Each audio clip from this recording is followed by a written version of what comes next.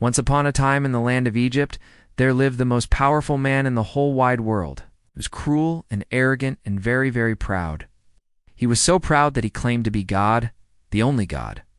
He built huge pyramids and forced the weak and innocent people, the children of Israel, to work for him day and night. For years and years he kept them as slaves and tortured them so that they would forget their Lord, but they never did. They always remembered Allah, the Most High. And one day, Allah spoke to the most powerful man on earth and said, "It's time for an end. I want my prophet Musa to go to you and tell you to set my people free."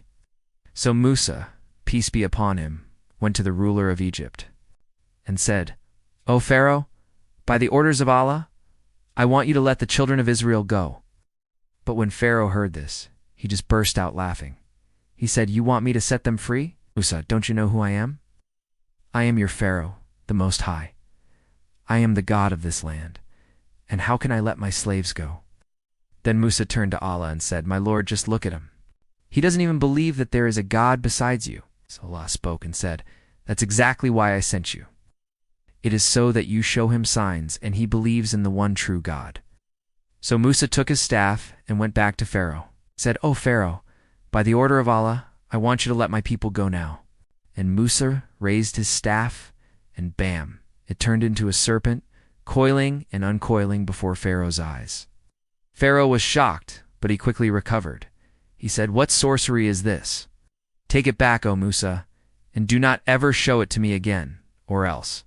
But then Musa took his hand, and bam, it began to shine with a brilliant light. Pharaoh cried out in pain and fell down. When he looked up, Musa's face was shining like the sun. Musa stood up and said, "O Pharaoh, by the order of Allah, I want you to let my people go." But Pharaoh just got more angry. "I am your Lord the Most High," he screamed. "How dare you demand things from me? Get out of my sight before I have you thrown into prison."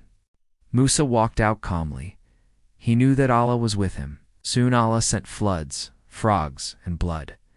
Everything was destroyed. But Pharaoh still wouldn't let the people go. Finally, Allah told Musa to lead his people away from Egypt. He told him to take them across the Red Sea. They started their journey at night. They walked past sleeping soldiers and crossed the borders of Egypt without waking anyone up. But Pharaoh woke up in the middle of the night and realized what had happened.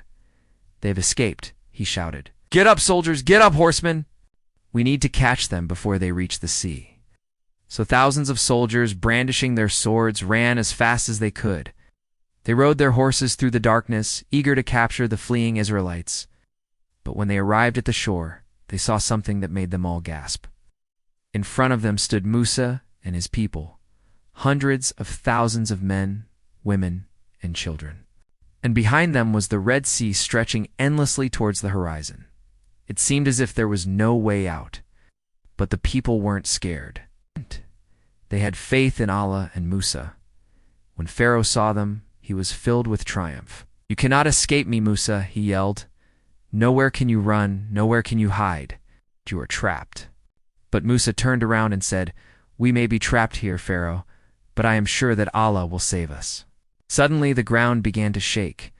Musa raised his staff and shouted, "Oh Allah, help us!" And in that moment, everything went silent. Even the wind stopped blowing. Musa struck the sea with his staff, and bam, the sea split in two, rising like huge mountains on each side. A dry path appeared in the middle. One by one, every single Israelite crossed over. Women, children, the old and the young. They all walked safely to the other side. Then Musa turned to Pharaoh and said, "Now, Pharaoh, you can see that there is no one besides Allah. Go back to your kingdom. I'm sorry you're too proud to believe, but Allah will humble you." So Musa and his people were safe, but Pharaoh wanted to kill them all. He charged into the sea with his soldiers, his horses, everything he had. But when he reached the middle, the sea collapsed, and the water rushed back in. People screamed as they were pulled under. Horses whinnied as they struggled in the water. Pharaoh's soldiers were swept away. Finally, Pharaoh himself was caught. The water pulled him under, and he never came up again. His kingdom was over. His arrogance was crushed.